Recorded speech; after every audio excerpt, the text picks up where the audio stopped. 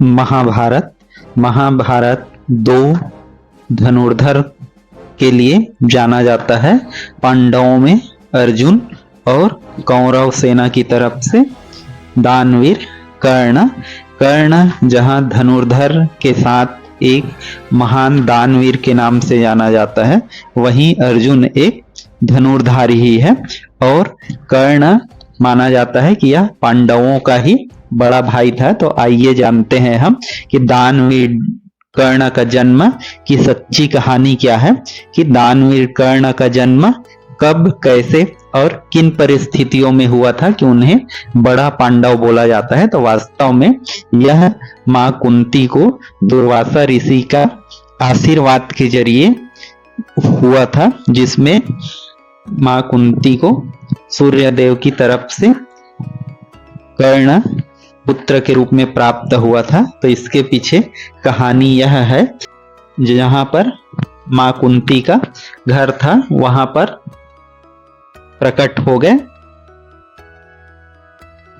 और भगवान सूर्य अपने तेज के साथ, अपने प्रकाश के साथ, अपने यश के साथ जैसे प्रकट हुए, मां कुंती चौंक गई।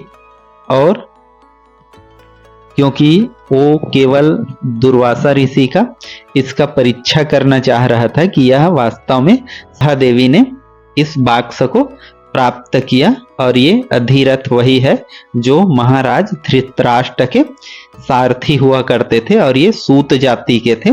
तो जैसे इनको ये मिला, तो क्योंकि इनका कोई भी पुत्र नहीं था और तो उसकी पत्नी जिनका नाम राधा था, तो उन दोनों ने मिलकर इस पुत्र को पाला। और क्योंकि उनकी मां का नाम राधा था, तो कर्ण को ये लोग राधे नाम दिए।